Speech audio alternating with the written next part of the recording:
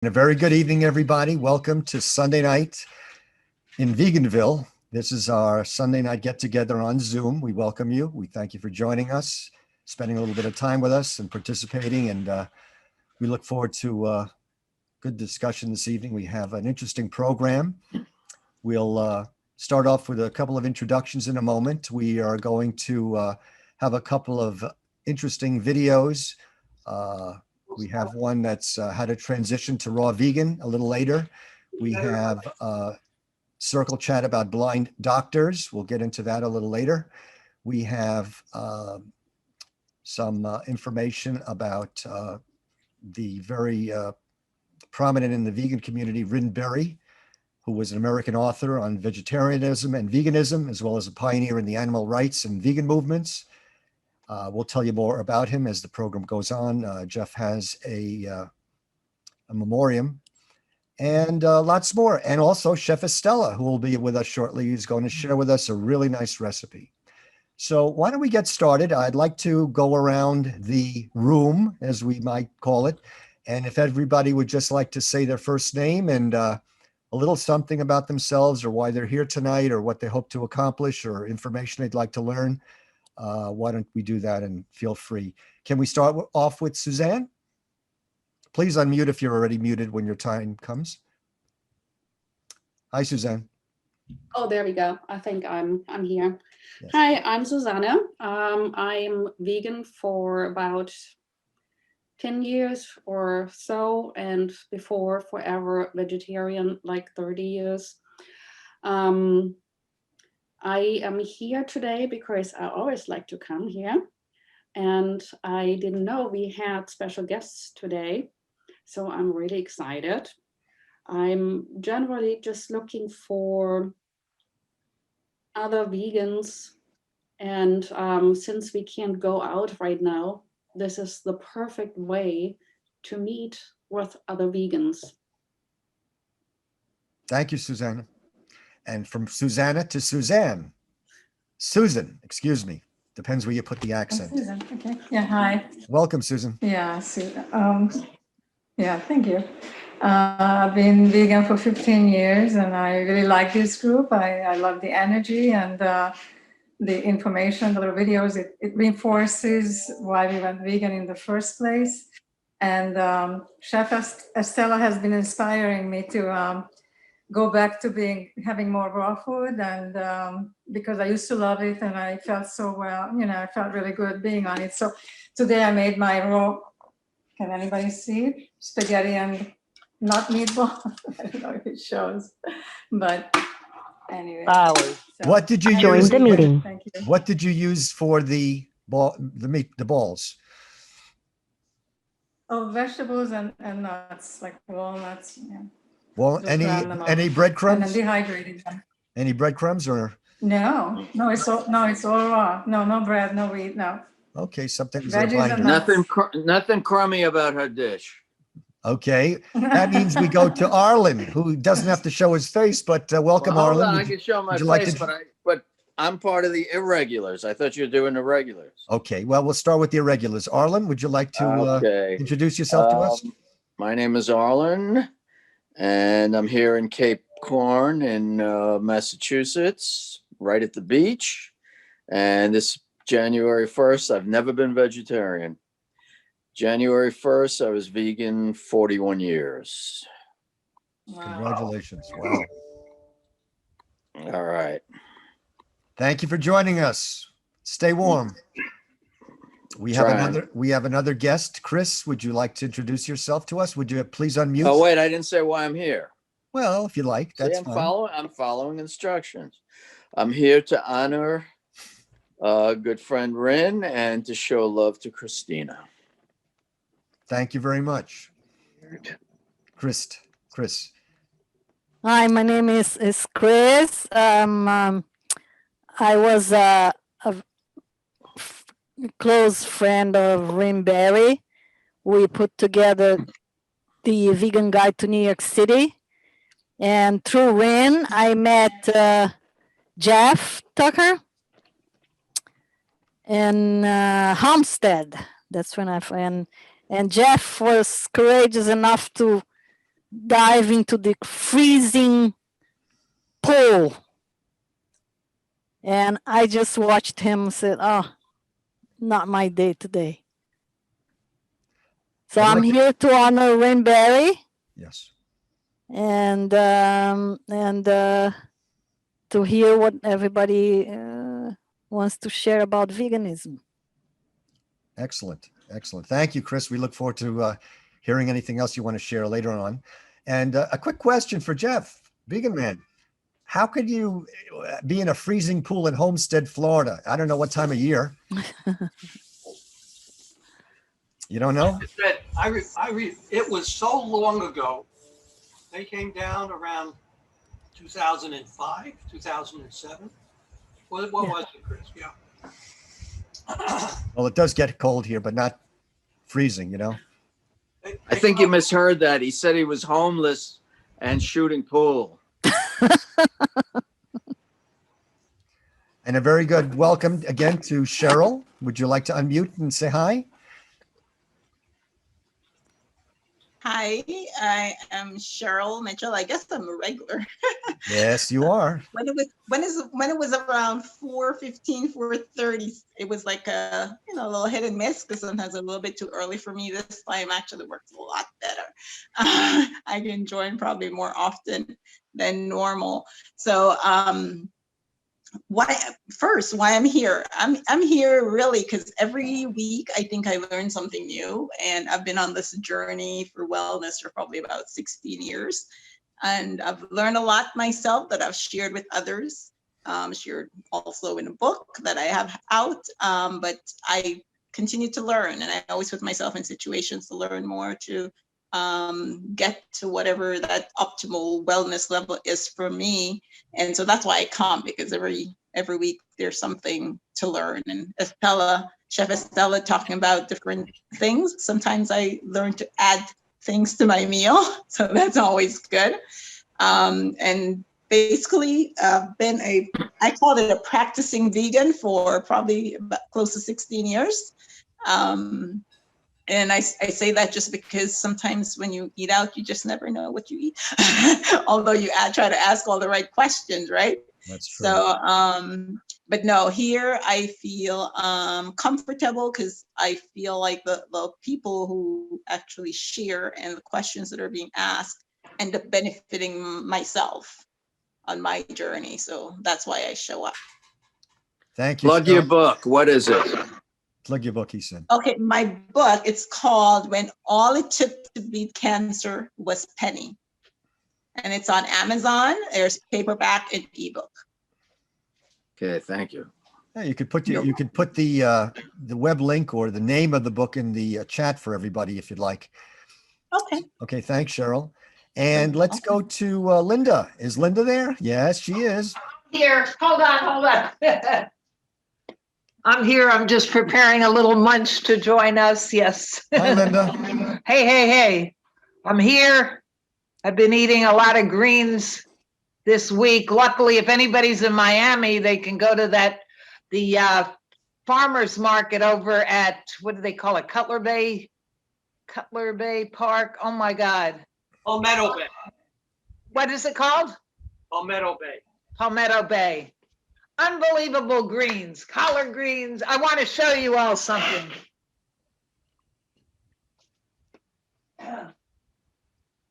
Let's take bets. What color is this thing going to be?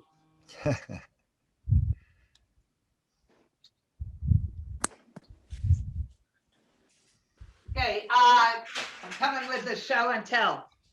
I got these from Laura yesterday. These are radishes. Oh, wow. But look at the greens on the top. Mm. So I'm gonna cut these up and saute them because they're delicious. That's what I do. If you ever buy organic radishes, find some with the greens, really looking green, and eat them. And I turned Laura on too, because she used to cut the collard greens and not eat the stem at all. But the stem on the collard greens, if you chop that up real fine, it's so delicious. Yeah. So that's my tips of the week. Yay. Linda, excuse me, Linda, Yes. Linda, Yes, do you have I'm any here. idea if you can eat? Do you have any idea if you can eat sweet potato leaves? Sweet potatoes? If they're edible? Leaves, the leaves of sweet potatoes, yeah. Probably. Just look them up and see. Yeah. Just Google or sweet potato leaves. I haven't found a sweet potato with a leaf on it. Where did you get them? That No, they I have actually leaves? I planted sweet potatoes and Oh they wow! sprouted immediately. Like within 3 weeks, I have a huge bush with like over 100 leaves. Wow! And I'm just wondering. I mean, It's gonna be probably, but I I don't know assume you whether. could. Just look at, just Google Okay. growing sweet potatoes, but I don't see why not. Yeah.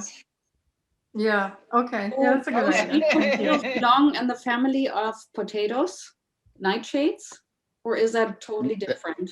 Different. That's sweet potato. Different family. It's different family. Different So family. that's a good start. Completely. And Completely. yams and sweet potatoes are cousins. What is it? Yeah. Kissing cousins, Kissing actually. cousins. Okay. Yeah. Google whether they're okay to eat, because I'm It's just thinking what I'm now doing. tomato leaves. I don't know whether people eat tomato leaves, so just check it out. But why not? Woo! Yum.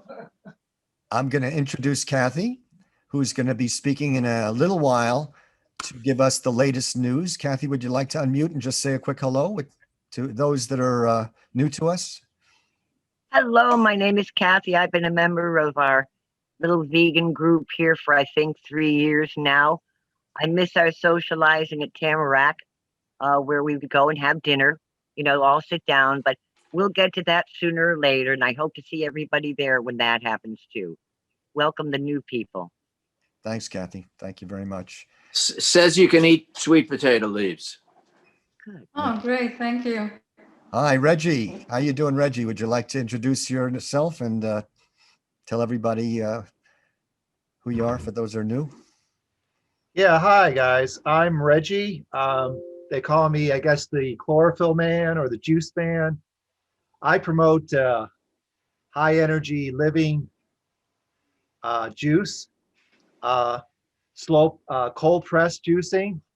I've been doing it for 5 years. I'm a vegetarian. My goal is to eventually become vegan, but I really push the juice, the high energy chlorophyll juice. I've been giving tens of thousands of samples in endless number of events over the last 6-7 years now. And I used to do a course on it, a class over at Whole Foods, and just promoting it mimics basically what they do at Hippocrates, giving high energy juice, chlorophyll. You need a special masticating machine. It's a little extra work, but you can really concentrate the soluble fiber. You take a lot of the fiber out, but it's insoluble. So by keeping the soluble fiber, you don't have to digest it, and it's a fountain of youth. You can recover very quickly from illness, promote health very fast, reverse aging. It's amazing what it does. There you go. Any questions? Contact Reggie. We'll be hearing more of Reggie Good luck. as time goes on. Thanks, Reggie. And I'd like to welcome Deepan and Saurabh. You'll correct me if I didn't pronounce it correctly. Deepan, would you care to say, pronounce your name and why you're here, and say a little hello to everybody tonight? You want to unmute, please? Or maybe you are, but no, your audio is not working. Yeah. I'm not getting a picture either. I got Deepan's video, but your audio is not working. You are unmuted, but your microphone is maybe not connected or something. Well, anybody read lips? What? Well, we lost him. Okay. And our friend, Can you Mr. hear me? Bilal, how are you? Yes. Okay. Hi. Welcome. Hi, everyone. Thank you. Hi, I'm Saurabh Dalal, and I want to thank Christina for sending this invitation to join this great event, and being Rinberry's birthday, and a celebration and tribute of his life, I thought I would join. So anyway, thank you guys in Miami, I guess, for organizing this. And I actually did know some people from Miami EarthSave many, many years back. But anyway, I'm in the Washington, D.C. area. I'm in Maryland, and been friends with Rin Berry probably since the early 90s. And also I spent a fair amount of time in Brooklyn. And so I got to know Rin and Christina well. And yeah, been involved in a number of organizations. And so anyway, just thank you for hosting this event and glad to be a part of it. Thank And you. again, your name is? Yeah, my name is Saurabh Dalal, and I'm Saurabh. from Maryland. And I spent a lot of time in New York City as well. Not Deepan. Is it snowing already in Washington? It sure is. We have about on the ground about 3 or 4 inches, and Ooh. I just got done, clearing it out as much as possible. And so, yeah. Okay. Okay, Deepan, any good luck with the audio? I hope so. Can you guys hear me? Yeah. Yep, and see you. Okay. So Stu, you had my name correct. It is Deepan. Someone else mentioned it earlier. I think it was Chris. I may have mentioned it. Yes. Yes, she did. Yeah. I've known Christina and through Rin, actually met them at the same time in New York City, and had pleasure of enjoying their company.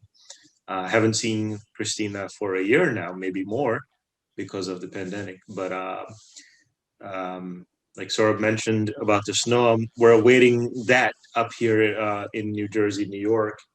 And I've been a lifelong vegetarian and a vegan for now 10 years. It's my first time with this group. So I'll be here short. Unfortunately, there's dinner time at 7:15. So, but wanted to wish Rin a happy birthday. And I hope he is, enjoying himself with all the animals and whatever he loves to do, wherever, in heaven. So thank you. Thank you for joining us tonight, Deepan. Okay, and that's everybody right now. So let's. Chef Estella. Yeah, where is Chef Estella? Chef Hi, Estella, I'm here. Sakala. Hi, everybody. So I'm glad to hear that some of you get some. I was able to inspire some people to eat a little bit more raw, and so I became vegan probably like 18 years ago, and so it was quite an amazing journey. And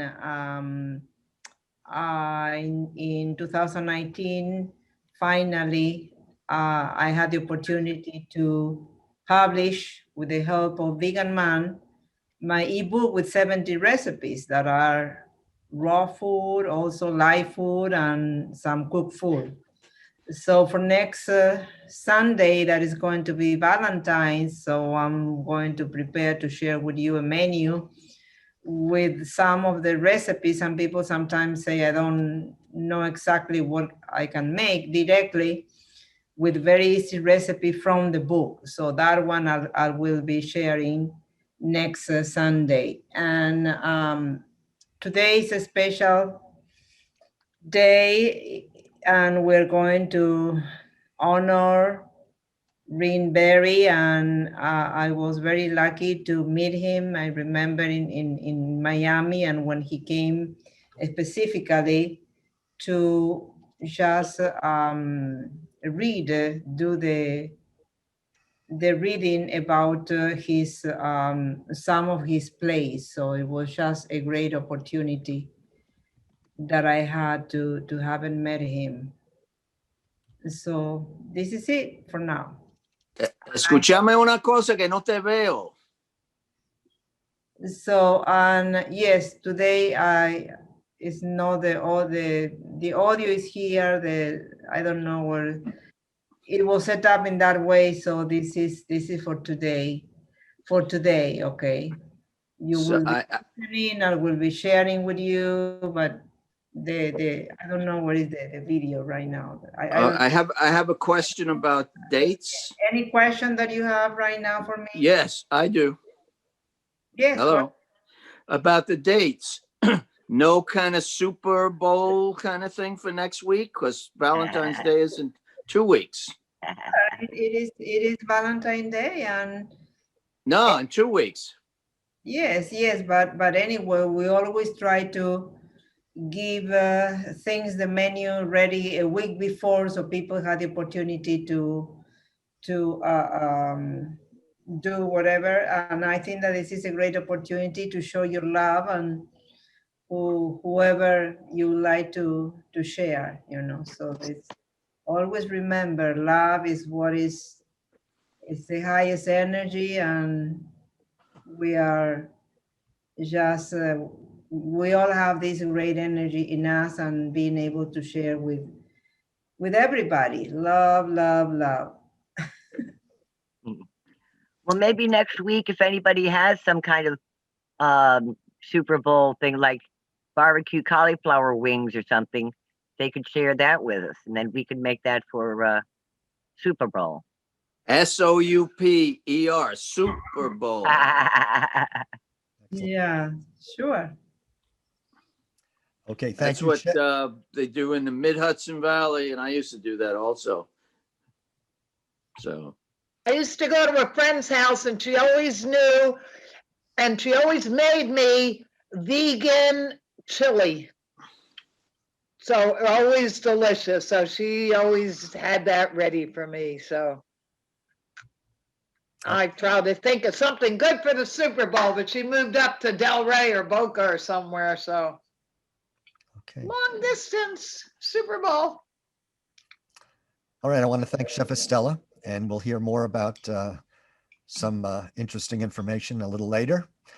Before a little housekeeping, I just wanted to share a disclaimer, which is put in the chat, that opinions, information, and suggestions expressed by the Meetup participants are not necessarily those of EarthSave International, Save the Earth, Eco Center, Veganville TV, or Vegan Man Enterprises, and are offered amongst our peers in a mutual interest self-help group. Viewers and participants should rely on medical doctors, registered dietitians, or healthcare professionals for decisions about health, disease, and treatments. Co-hosts Stu Edelman and Chef Estella and producer Jeff Vegan Man Tucker request that all participants read and agree with this disclaimer.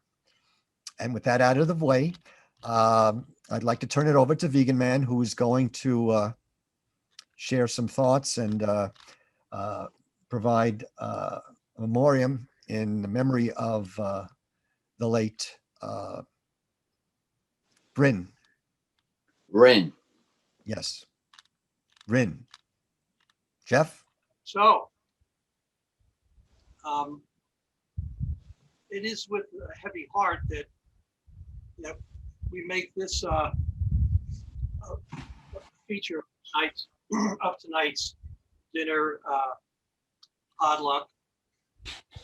And I want to acknowledge the fact that we have a number of special guests who are here for that reason.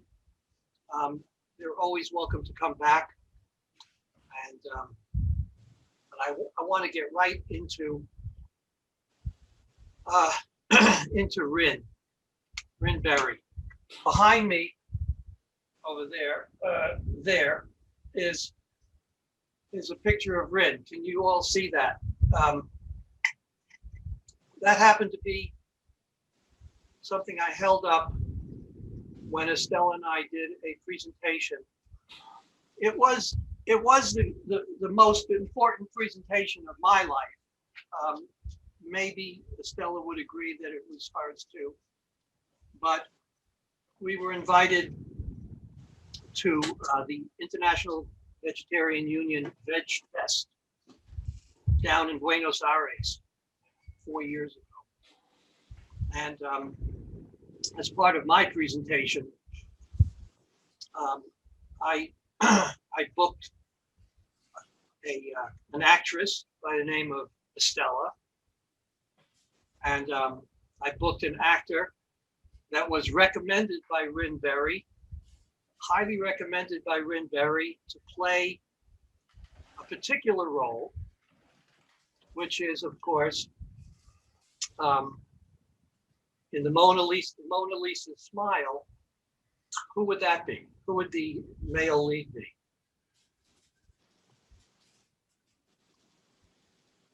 I'm giving some clues out here. Leonardo. Leonardo da Vinci, yeah. Now, don't get me wrong. Don't think that Rinberry was just a playwright who dabbled in his last couple of years with some and created some one-act plays. That is certainly not the main breadth and depth of his work for global veganism. But it is the one that was sexy to us and it caught on. But I think after I finish what I have to present to you all, that maybe Deepan and Chris and others will share other aspects of Rin's life.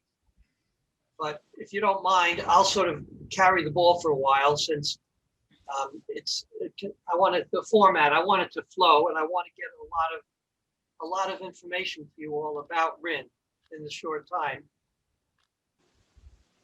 So I have known Rin for quite a few years, like 2 decades or so, 2.5 decades, and I think we heard about his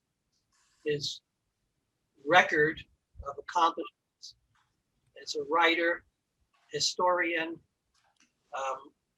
and he's written some of the major academic works on vegan religion, veganism in historical perspective.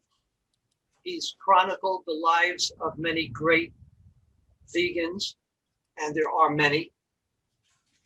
But I'll sort of focus on the 6 plays that deal with Tolstoy, that deal with Dr. Kellogg, the guy who invented cornflakes, and Pythagoras, and of course Leonardo da Vinci, and a few other notables, Buddha. So Rin turned his hand to writing these short scripts, and Estelle and I picked up on that.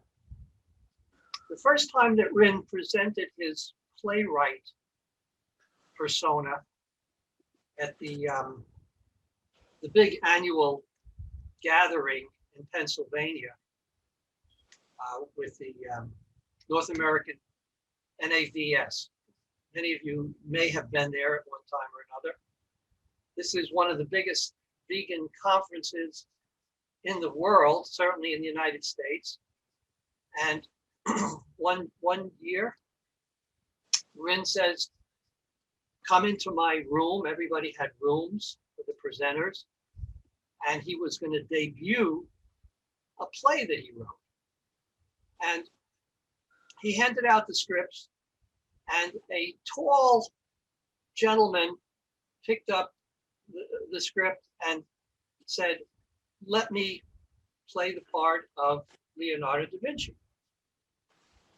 And the other parts were taken, all volunteers, and the room read the play, enjoyed it, and afterwards we commented that the guy who played Leonardo da Vinci was like too damn good, you know? He was like not a volunteer sitting in the room. He was like a professional actor. And so it turns out that he was actually a voice coach from Hollywood who just happened to be in the room, or maybe it was planned. And he read the part of Leonardo with like precise and imaginative phrasing and diction. Okay, could somebody, Arlen, could you unmute? Could you mute? Let me just, thank you. Anyway, getting back to the story, we were all very impressed by the play. And the next year, we were kind of hoping that guy would show up. to play Leonardo again, but he didn't. So I stuck my hand up and I took the part. And you know, I had some theater background, but in any case, I became Rin's favorite Leonardo. Now, I don't want to get it wrong. I don't want you to think that this play was done, you know, all over the world and got all kinds of reviews. It was very well kept secret. Only if the play was just getting out there. And a couple of years later, we invited Rin to come down to Tamarack, Florida for our big monthly vegan dinner, which Linda and Stu is the host over there. Kathy always had a presentation over there. And so that night, we made Rin the master of ceremonies. I brought in some real actors and we had volunteers. And we did several of his plays. Really, it was a great tribute to Rin, you know, to kind of announce his role as a playwright in the vegan movement, not just a historian and so on. Now, what really makes this kind of not just news is the fact that that was in October/November. And when we finished that weekend, we did that twice with Rin. He was the host and he was the master of ceremonies, and we kind of made him the director of the whole event, and he would bring out and introduce his plays and we would do them. Well, that was October, November. As Chris would probably know with some accuracy, about 3 months later, we got bad news. We got really bad news that Rin had he had collapsed running in Central Park. And he was a runner, a swimmer. He was running in Central Park, collapsed. Was it a stroke or a heart attack, Chris? Chris will tell us later, but Rin was picked up in Central Park, brought to a hospital, was unidentified for some days, and he passed in that hospital. In other words, a few months after he had come down to Florida, stayed at my house, you know, done his debut kind of as a playwright. So I was very touched by that. And I promised that I was going to do his plays whenever I could. And, you know, and Estella felt the same way. We made Rin, do you have the graphics too of the Donor 365? We made Rin the honorary, kind of the honorary person of our organization called Friends of Vegetastic Art. And we have Friends of Vegetastic Art, a meetup group. We have, we've done many performances. We have a webpage documenting all of that. And so Rin is the cover boy, the cover figure of that organization. I'm looking at a picture of it. If Stu, you don't have it, we won't see it. That's okay. I'll put in some of these links so that you can look at these pages later on and follow that. But getting back to Rin, I'd like to run this little clip, and I'll keep it short. I don't want to make it the whole play. I just want to run to give you a feeling of what this picture behind me represents. Era Rimberry, era uno de los líderes intelectuales y autores en el movimiento contemporáneo vegano. Escribió libros como así de grandes, fantásticos. Discúlpeme. Él murió hace unos años, Rimberry falleció, pero queremos, Stella, por favor, puedes subir. Queremos hacer algún extracto de su obra que se llama La sonrisa de Mona Lisa. Por favor, esperen. Esta es mi compañera Stella Wingwalker. Pueden haberla visto hoy, hace 2 días, y también esta tarde. Va a ser una presentación distinta para niños y familias. Pero vamos a hacer esta obra bien corta de un gran vegano llamado Leonardo da Vinci. Tenemos que tener esto y hacer esto, pero bueno. Vamos a intentar hacerlo para ustedes. Mona Lisa es ella, Leonardo da Vinci soy yo. Sostener esta sonrisa. Quiero captar su dulzura misteriosa. Tú me evocas esta sonrisa, Leo. Cuando te hablo, estoy fascinada por todas tus actividades tan disímiles. Me gusta mantenerme ocupado. Era Aristóteles que dijo, la energía es el principio regente de la vida. No sos más que energético. Escuché que hiciste un disfraz de murciélago y te tiraste del techo de Casavecchio, ¿es verdad?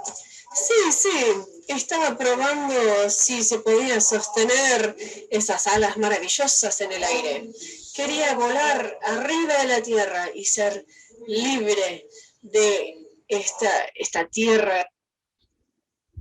We are going to read a play by Rimberry, who wrote a series of incredible one-act plays about famous vegans.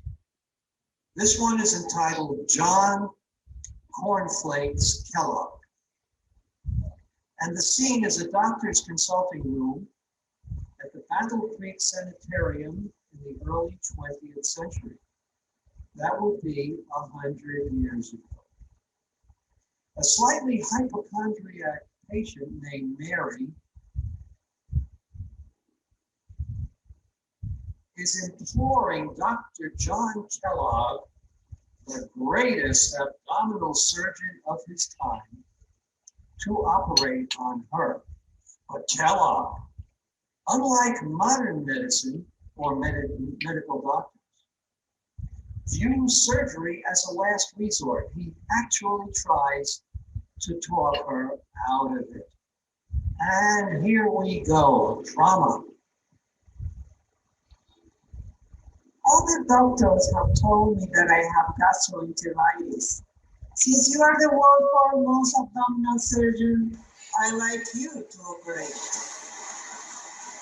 Before I operate, I want you to try changing your diet for a week. If the symptoms persist after 10 days, then I will perform the surgery. I repose all my confidence in you. I know that in all your years as a gastric surgeon, you've never had a mortality. To what do you attribute your unequal record? I attribute it to the fact that I put my patients on a vegetarian diet before each surgery, which often obviates the need for surgery. And then I take the precaution of washing my hands before each operation, something that many other surgeons neglect to do. Well, well, I would much prefer to try your vegetarian diet. I see that I am in good company. Isn't that Henry Ford, the motor car manufacturer, and Montgomery Ward, the department store magnate over there? What will breakfast be like? My patients normally start the day with fresh fruit and a bowl of flaked cereal, such as Kellogg's Corn Flakes, and solarium sunbathing in the nude. Oh, will the men be present while I'm sunbathing in the nude? Don't worry, Mary. We have segregated facilities. The patients attend lectures on vegetarian nutrition, and of course they have 2 vegetarian meals a day in the sand dining room. I'm a 3-meal-a-day person.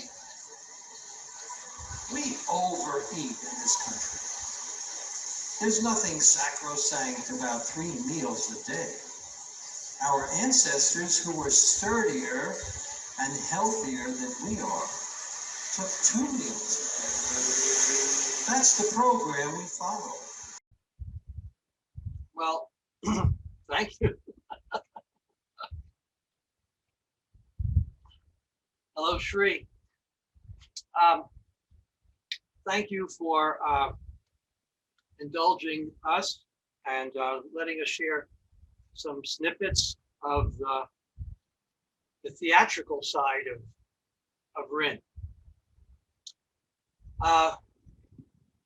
Chris, if you don't mind, I'll continue kind of leading the memoriam, or would you like to step in and request people to share memories of Rin? I'm thinking that I'd like to hand the mic to Deepan and Sarab, and of course Arlen and yourself. And why don't we have you 4 begin a more in-depth look at Rin and share your feelings about him. Is that okay, Chris? Okay. Yes, sure.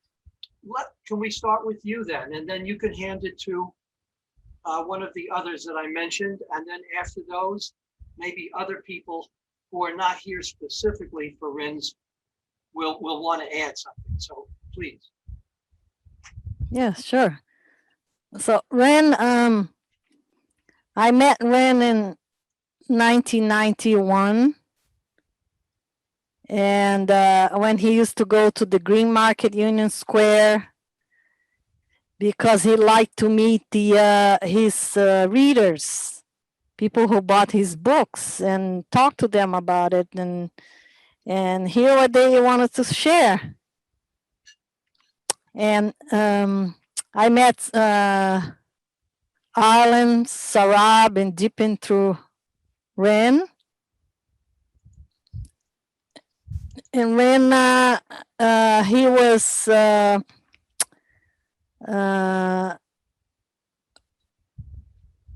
part of the vegan guide that already existed, but the original authors they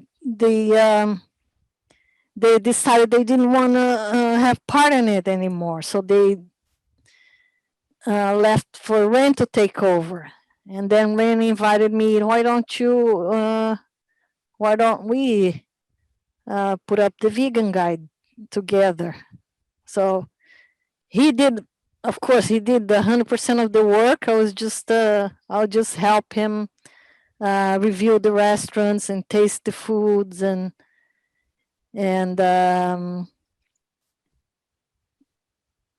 and I just wanted to share when he decided to write the short plays because Rin was a public speaker, and we decided, why don't we take a course on acting for beginners? And so, okay, that's a good idea. Then when the teachers said, each one of you, you're gonna choose a play and then you perform it towards the end. So then Rin decided, why don't I write my own plays? So that's when he decided to write Leonardo da Vinci. All his plays are based on his books, his works, and Famous Vegetarians and Food for the Gods, Vegetarianism in the World's Religion. So that's how the play started. And he had one that wasn't published, that he was ready to publish the next year, 2014. He passed in 2013, which was a Portuguese doctor, because he visited Portugal. He gave talks, he performed his plays in Portugal, in Brazil, in Canada, and in the US, in several places. And then when in Portugal, he was studying, he was writing a book that wasn't published, about history of raw foods.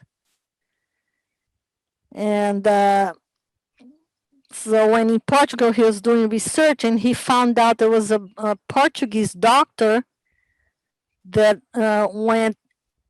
had connections to Brazilian groups of raw fooders, vegan raw fooders in Brazil.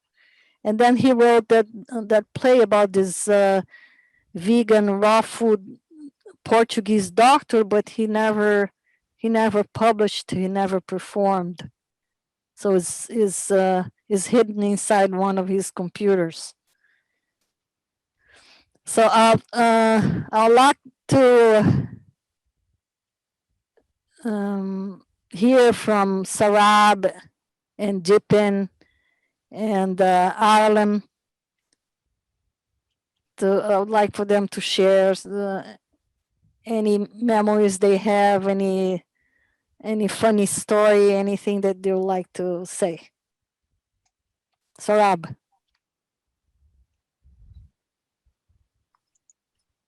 Sure. Thank you, Christina. There's just so much to share about Rin. And I met Rin, I know exactly when. It was in 1993. And it was in Portland, Oregon, when we were at a conference together. And Rin, being the, just the scholar that he was giving a talk, of course, on the history of vegetarianism.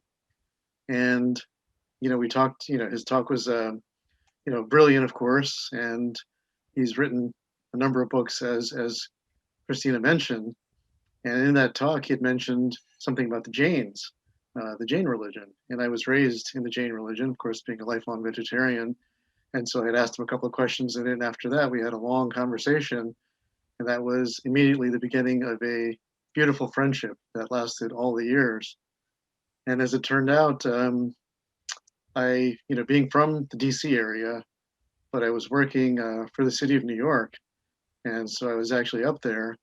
And then I had heard in late 2013 that, Rin had, as Jeff was mentioning, that Rin had collapsed and he was in the hospital. I happened to be only about 10 blocks from that hospital. So I actually went to see Rin while he was, not in a conscious state, but still alive. And over the years, we've had many good discussions about philosophy and various historical figures. And that was kind of a great interest of mine, was for the history. And being an avid vegan, for me, that was also very important.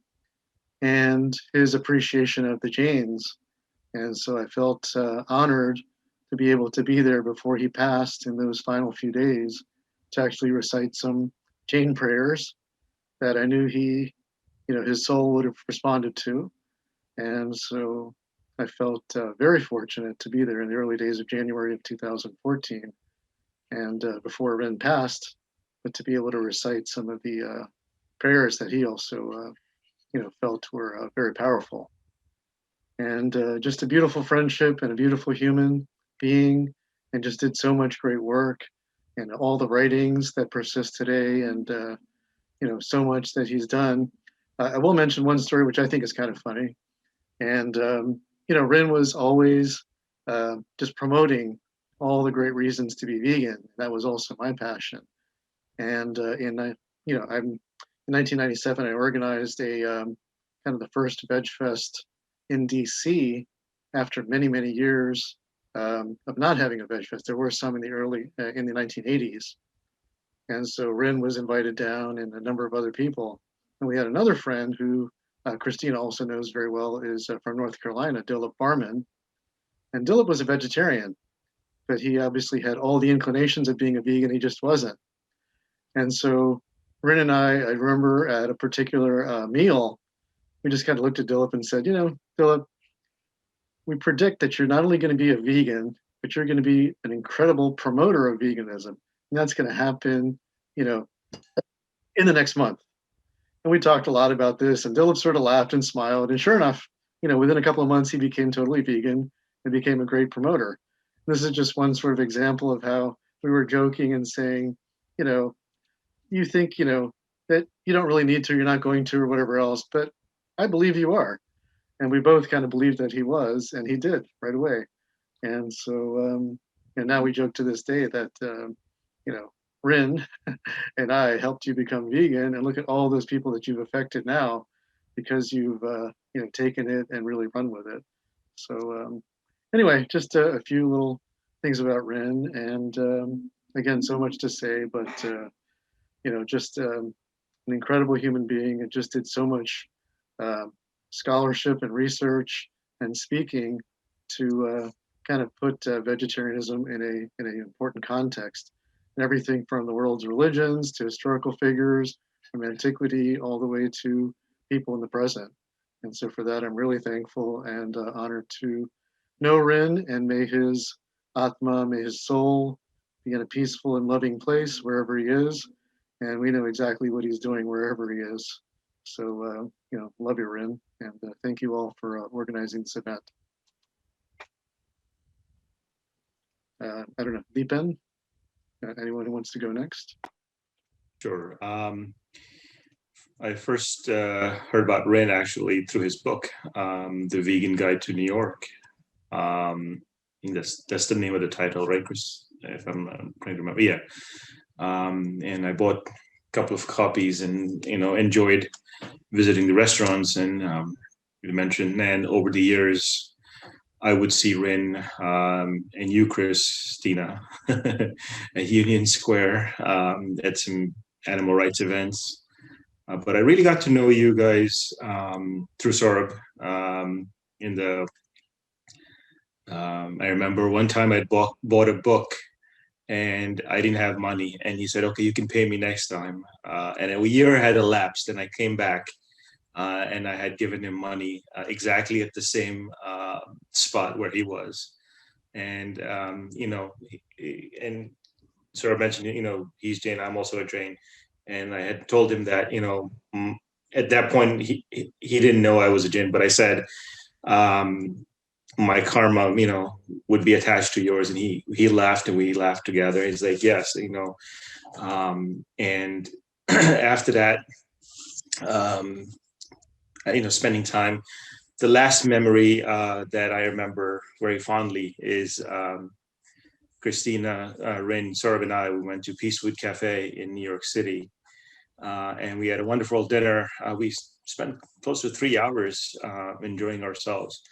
And quite honestly, it's like I would say, I want to eat something, and he would agree, and he would say something, and we would all agree. So, that has been my memory because it was such a fun moment of the four of us being there. So, and so those are my memories. And thank you for introducing me, Saurabh and Christina. Thank you. And unfortunately, I must now leave for dinner, but I wish everyone the best, and have a good night.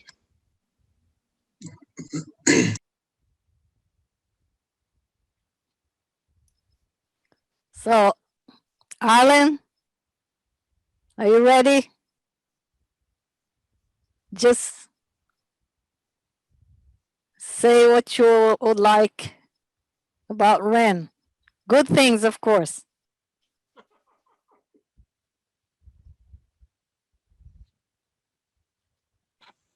How about now? Okay. First of all, Roberta Schiff sends her best. She says that she's sorry she couldn't make it tonight. Rin, okay. I like smart people. All right. So Rin was interested and is interested and will always be interested in pretty much everything. So we had a lot of different experiences together and past events and travels that we had. We discussed a lot. And one time I took him to a Reconstructionist, that's Jewish services in Brooklyn, just to see how he'd feel about it. And he was well at home, as in many places, as a traveler. And I understand that well. Rin was, he was there with you. And even if you weren't there, he was still there with you. So blessings and happiness. So, Jeff, I'll turn it back to you if anybody else would like to say anything about Ren.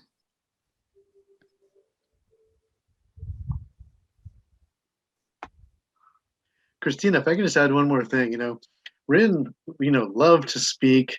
He loved to engage people. And what I really remember, as I think several people alluded to, is, the travels. And Rin, was extraordinarily well traveled. He went to so many places. He was invited to give talks. And that's one of the memories I'll always have is that, and Chris, of course, you and I also, and, we went to many places, across the world, really trying to help, say, younger vegetarian organizations or part of the International Vegetarian Union and events there, whether it was across this country or across, the continent or even around the world. And so, we had, numerous great trips, and I was, still involved in the International Vegetarian Union, so I'm one of the counselors. And so I would, love to have Ren involved in these events. And so that was just another memory that I have, is that his, just as being an avid traveler and really wanting to go and to really seek out, people and cultures and really engage. So definitely a very fond memory and part of Ren.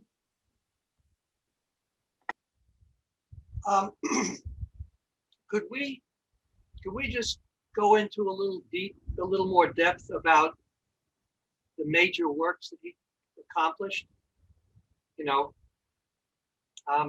I often refer to Rin as the guy who writes books this thick, but one of his most important works was the revelation that Hitler was not a vegetarian. And I wanted to really press him on that point. I wanted to be darn sure that he had it right. Of course, he had done the research, and I just love, to bring up that little historical fact. Hitler was such a propagandist, and he would lie about anything if it was to serve his cause, and so he used to pretend that he was a vegetarian. But Rin actually published the favorite dishes of this monster, one of the great monsters, one of the great psychopaths in human history, Adolf Hitler. And he was far from a vegetarian. And obviously, he was on the opposite side of the universe when it comes to ahimsa, right? I mean, if there's somebody who is not into ahimsa, it was Hitler. Okay, but now I want to reveal some things about Rin, the playwright, and the commitment that I made to basically help his plays get the kind of recognition they deserve. This is a troubling anecdote, okay? So as Estella and I would go around in key places and do a reading or act out one of Rin's plays, we really decided that in his plays there is something called TMI in a certain way. Does everyone know TMI?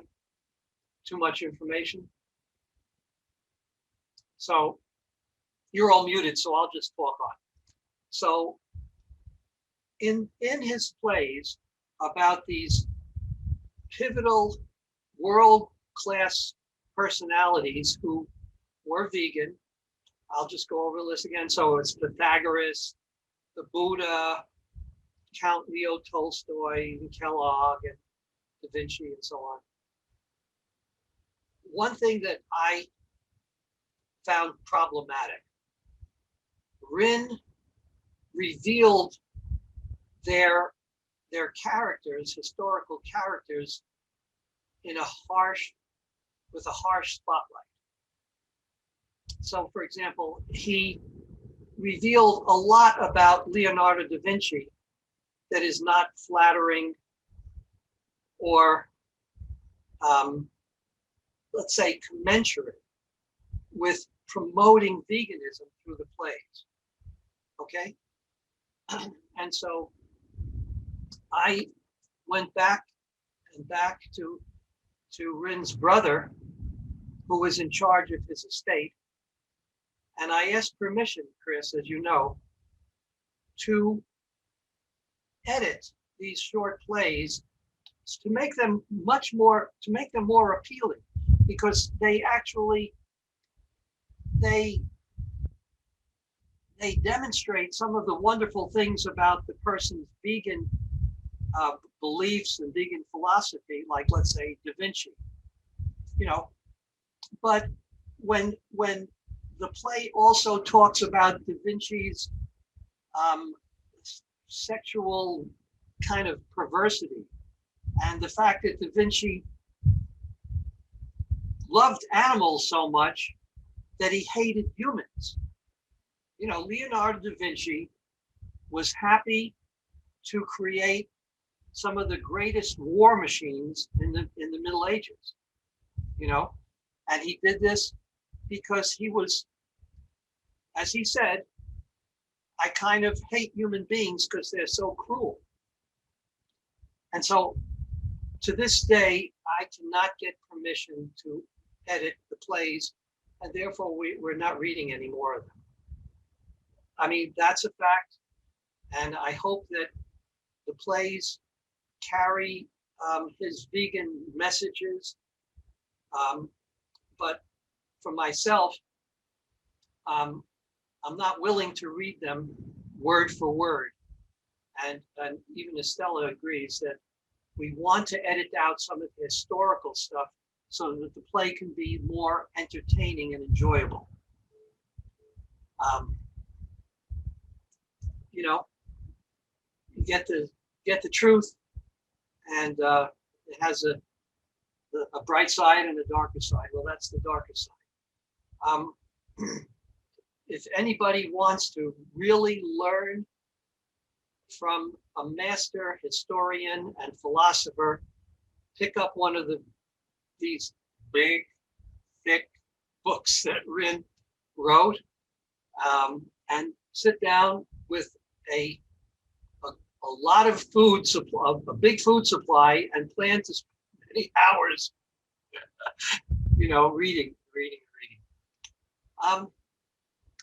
if it's okay, I would like to conclude this memoriam with a simple moment of silence, and then we can move past it and get on with our event. So if you would all just join me in a moment of silent tribute to one of the great vegan philosophers and writers, Rindberry.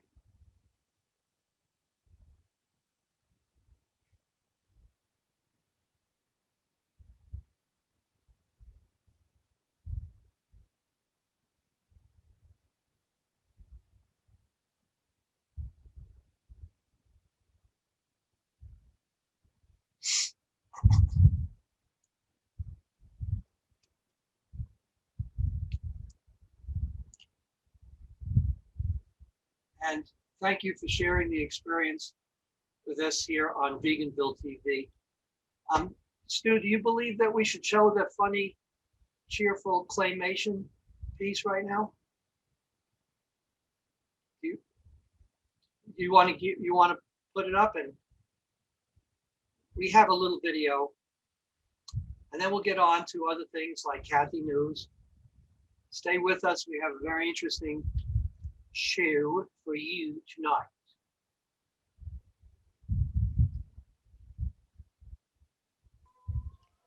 How many people here remember who that is, Jeff? Remember who Ed Sullivan was? Oh, I don't know. I'm just taking a shot here, but I think we've got this Cows with Guns up, right? Oh, that's great. Yeah. Larger window if it's small, folks. This is really fun. Thank you, everybody.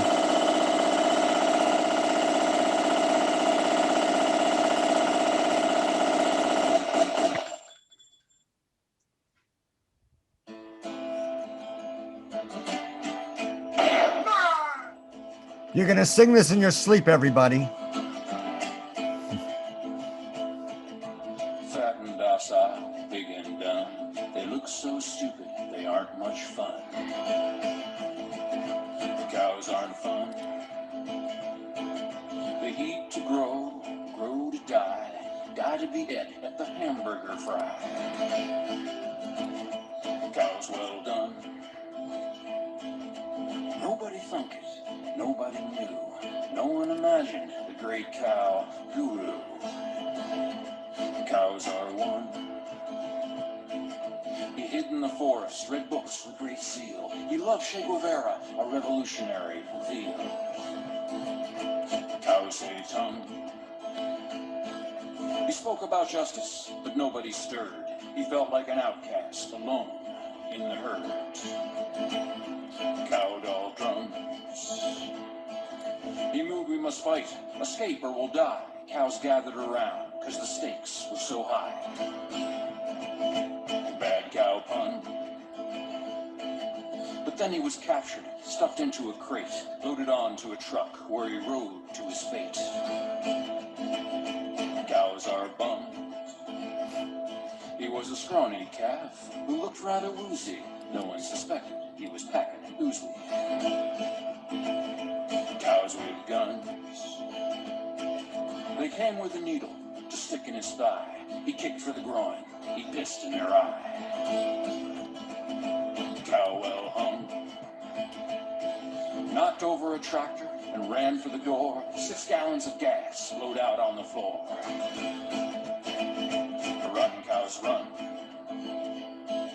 He picked up a bullhorn and jumped up on the hay. We are free-roving bovines. We run free today. We will fight for bovine freedom and hold our large heads high. We will run free with the buffalo or die. Cows with guns. They crashed the gate in the great great stampede, tipped over milk truck, torched all the feed. Cows have fun. 60 police cars were piled in a heap, covered in cow pies, covered up deep. Much cow dung. Black smoke arising, darkening the day. 12 burning McDonald's. Have it your way. We will fight for bovine freedom and hold our large heads high. We will run free with the buffalo or die. Cows with guns.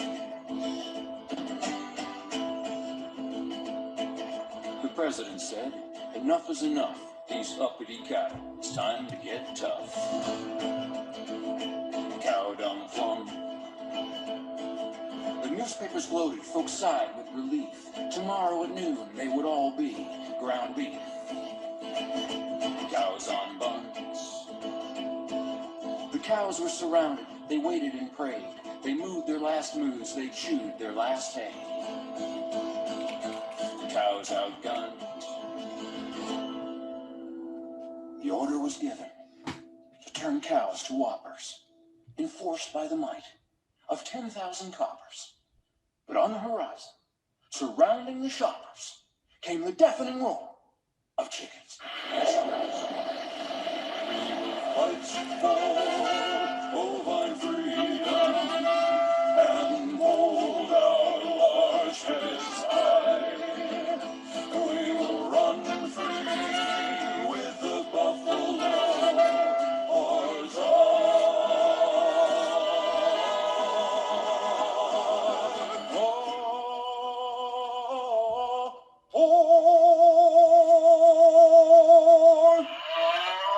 cows with guns.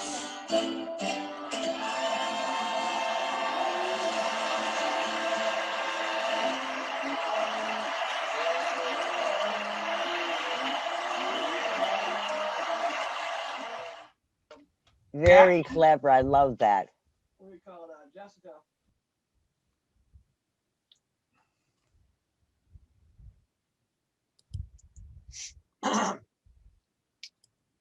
Well, want to have Kathy's news? Kathy, you're all ready to go? Yes, I am. And as usual, my camera went off, but you don't really have to see my face anyway. We have such a great group and good topics and all. And I've got some interesting things to tell you tonight. And I will post the websites in the chat box. Move over, Dia. There's a new cheese alternative in town. Actually, it's a nutritional yeast powder that, according to the company, makes the best cheese sauce. And it's called Nutrilicious. It's plant-based and 100% good for you. On the website, the founder of Glorious Vegan and Nutrilicious talks about factory farming and how unhealthy cheese is and how he found out about this product. He called a vegan friend who told him it was a special nutritional yeast grown only in the south of France and made in small batches. He talked to the supplier who said he wanted to open up in America, and well, the rest is history. I'll post a website if you want to check it out. They only sell it on their website. I really want to try that. I'd like some really good vegan mac and cheese. Now, another product, if any of you are Shark Tank watchers and watched it last time, you may have heard about a new vegan jerky. Yes, jerky. It's called Pan's Mushroom Jerky, and it's made from mushrooms. Again, it's 100% healthy. The website says it's available at Whole Foods, but check with your local store because it sells out fast. And we've got another official going down our route, guys. We're getting them one by one. New York City Mayor Bill de Blasio announced today, I'm sorry, Liv kindly didn't have a date on this, but I'm presuming it was the beginning of this year. Announced today a plan to slash greenhouse gases by phasing out the purchase of processed meats and reducing beef purchases by 50%. The actions are part of the city's own Green New Deal to attack the issues of global warming from all fronts in order to reduce emissions. The plan laid out in 1 NYC 2050 will ensure that New Yorkers adhere to Paris Agreement. Every day we wait is a day our planet gets closer to the point of no return, he says. New York City's Green New Deal meets the reality head on. We are confronting the same interests that created the climate crisis and deepened inequality. There's no time to waste. We're taking action now before it's too late. These are just the sorts of policy actions we need and are necessary for improving public health and addressing the environmental challenges of the coming decades.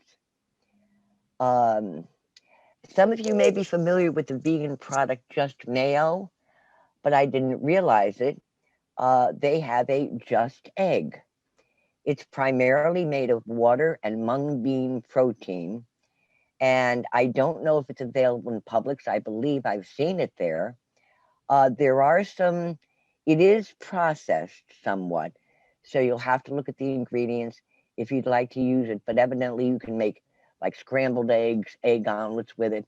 And it has 5 grams of protein. The website has more info and recipes too. And I will post that in the chat box. And here's some I had to do some vegan jokes, which I think we could use. My mouth waters when I smell steak on a grill. I wonder if the same happens to vegans when they mow the lawn. A vegan said to me, people who sell meat are gross. I said, people who sell fruits and vegetables are grosser, Grocer. Now, these aren't my jokes, guys, okay?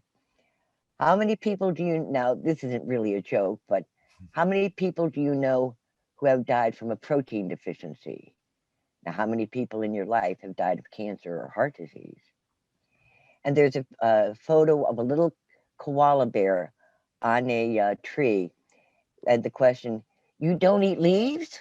Where do you get your protein? And there's another one. So you pay someone to kill for you and you eat their dead bodies, but you're not the psychopath. Okay. Humans are the most intelligent species on Earth. They are so intelligent that they still haven't figured out they're not calves. They're not baby calves. Okay, guys, that's my jokes for tonight. I hope you enjoyed them. Thanks very much, Kathy. Yay. I have to post those websites for you. We have something if you're ready to go to that, which is Jeff, the choices on how to transition to raw vegan. Stu, since it's after 8, I want to do this little piece of business because it really affects everybody, okay? Of course, go ahead. Okay, let me just do a screen share. This should look somewhat familiar. It's our weekly advertising piece.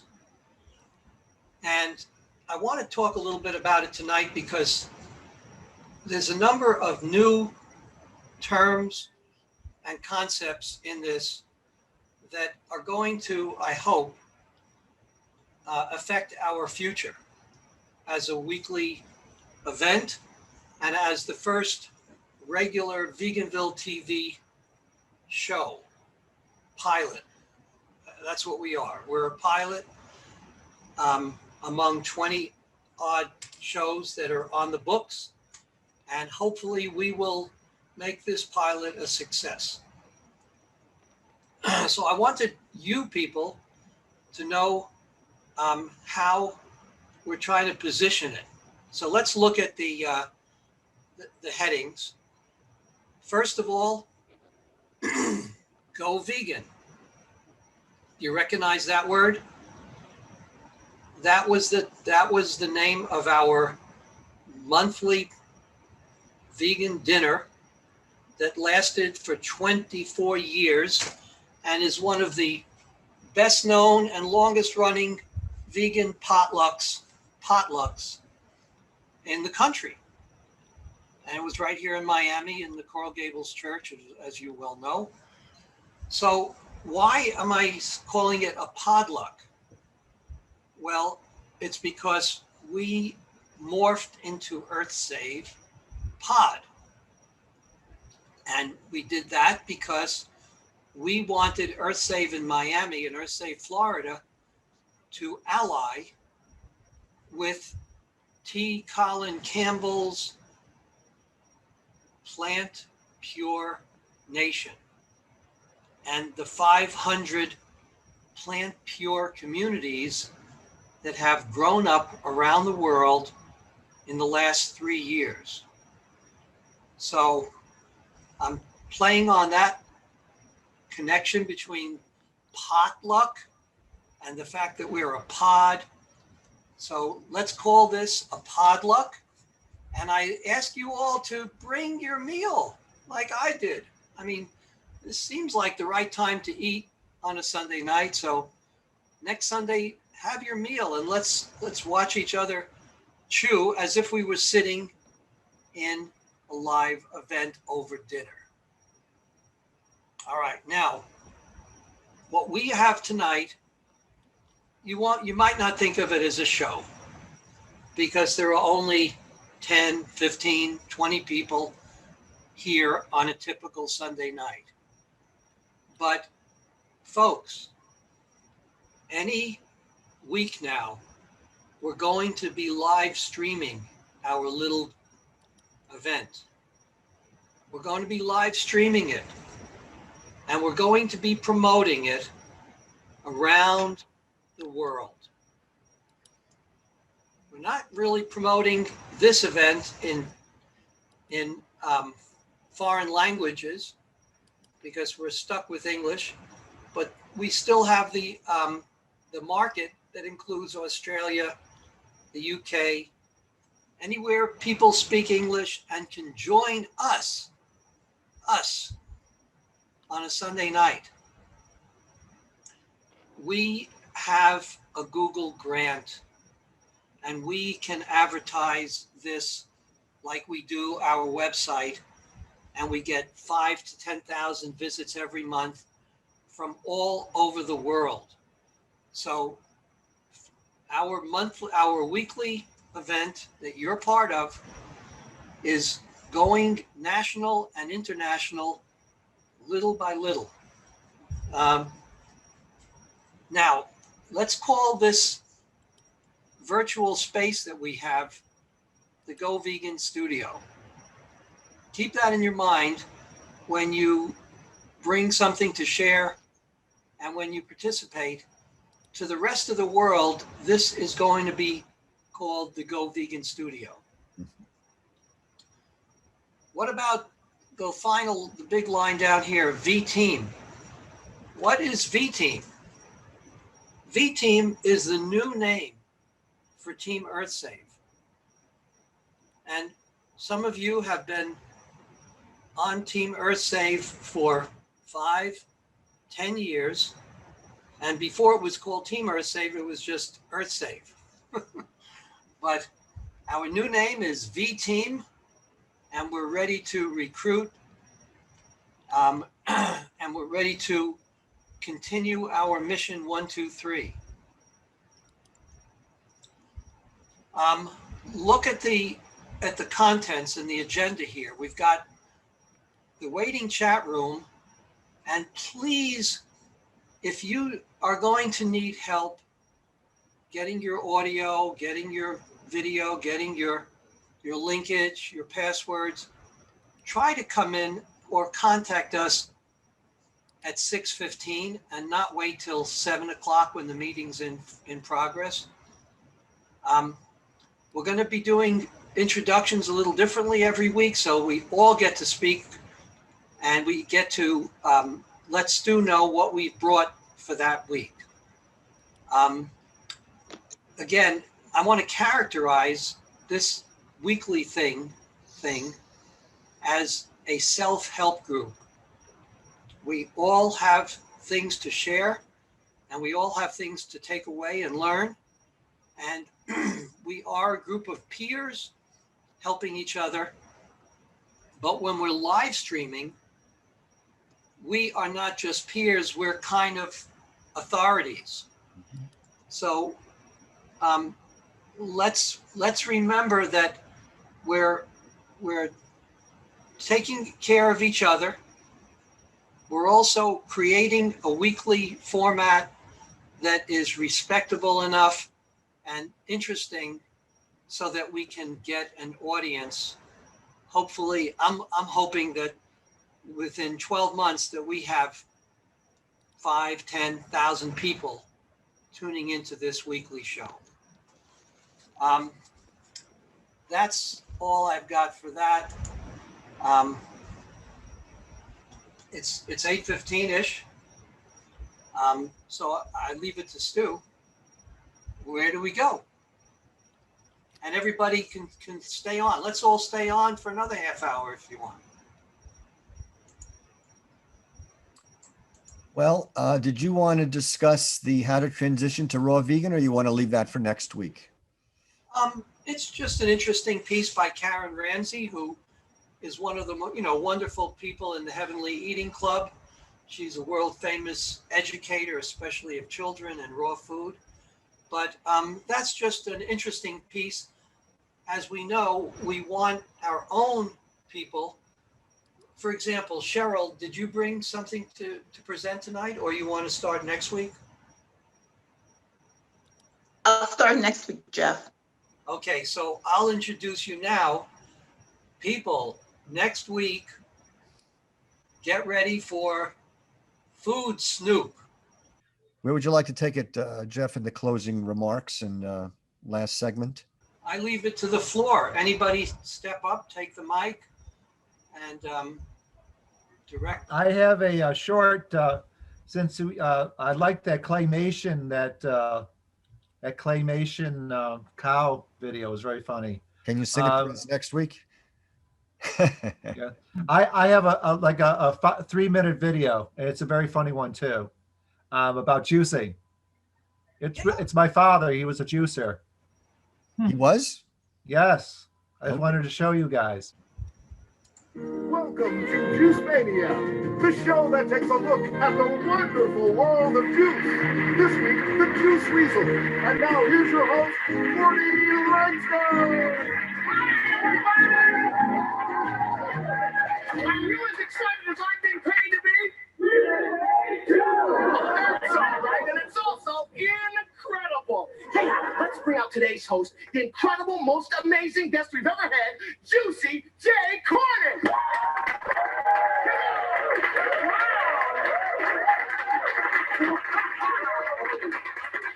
Wow, Juicy J, that was an incredible feat of strength. Thank you, Gordy. I took my whole family on long trips like this. Wow, man. Where's your family now, Jay? They're all dead. I outlived them all. That's the beauty of the Juice Weasel. Wow, that's incredible. Come on up here. Come on up. You seem like a healthy young man. How old are you? I'm 21. 21, huh? Yes. He's 21, but I'm still standing. I found the secret of eternal life. I looked into God's eyes, and you know what I saw? The Juice Weasel. Hey, folks, can you tell me what time it is? Time to juice!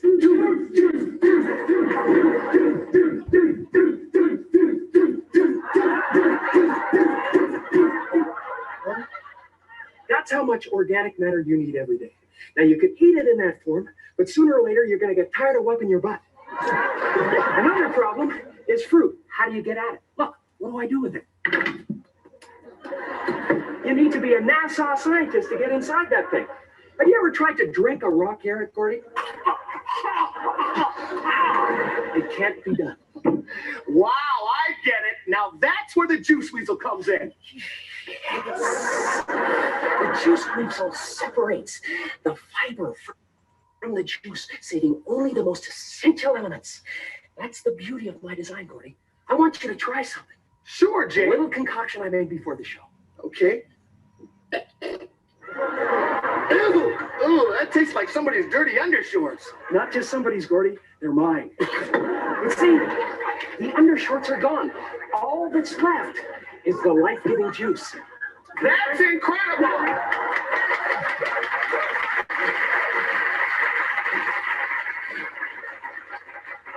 See, people like to eat the bad stuff and throw away the good stuff. Look at this celery, Gordy. Look at it! Where does it come from? The dirt, Jay? No, the soil. You see, the soil is the most important thing on Earth. That is Mother Earth giving us our gifts. All life emanates from the soil. It emanates, Gordy. See, so what I do is knock out the middleman. You got all the minerals you need right here. That's going to be beautiful, Gordy. Sure is, right, guys? Help them. Another question people ask me, Gordy, is, Jay, what am I going to do about my finances? Groceries are too expensive. Yeah, goddamn good, you son of a. I could just go off on them. I'd love to juice them sometime, Just put their hand away. But the juice weasel can take yesterday's leftovers and turn them into today's smoothie. Sounds pretty good to me. But what do you mean, Jay? Look, here's a little bag of garbage I took off my neighbor's lawn. Most people throw eggshells away. Bad mistake. Oh, look at this, Gordy. We got lucky. Hey, we got lucky. See, when I see people throwing stuff like this away, it just makes me want to scream. Oh, come on now, insects? Don't ever question me, Gordy. I know a lot more about nutrition than you do. All right, that's just about ready. Okay. Now watch this, Gordy. Okay, Jay.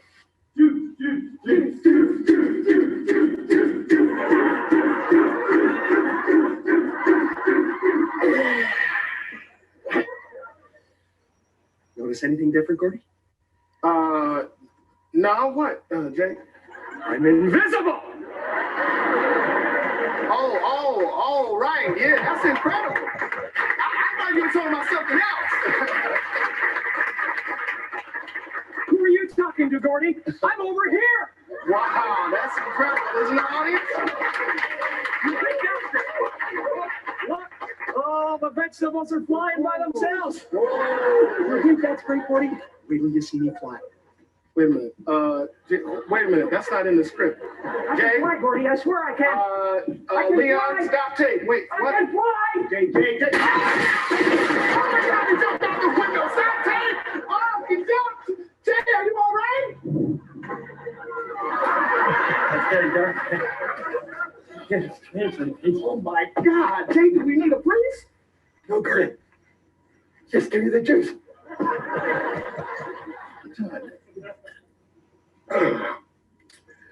Could you pour some of that on my joints, Gordy? I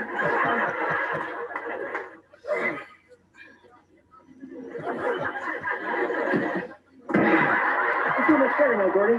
That proves one thing to me. There's a time to laugh, a time to cry, a time to live, and a time to choose.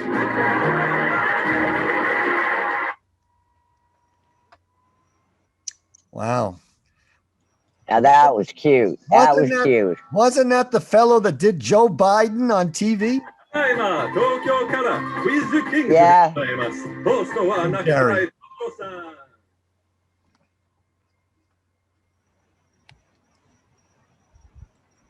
That's very good. Thank you. Maybe you could show us the next one next week as well. It was a good comedy relief. Beth, any closing remarks? I want to thank all of our guests. Chris, thanks for joining us from your location. Cheryl, Kathy, Linda, Susan, Reggie, thanks for joining us today and participating. We look forward to seeing you all next week. Enjoy your week ahead. If you have any comments or questions, drop us a line or contact us. Check us out at earthsavemiami.org. And we look forward to seeing you next time. Pleasure to meet you, Stu. Good night, everyone. Thank you. It was great. Okay. Have a good night, everybody. Be well. Bye, Jeff. Thank you. Bye. Stay in touch.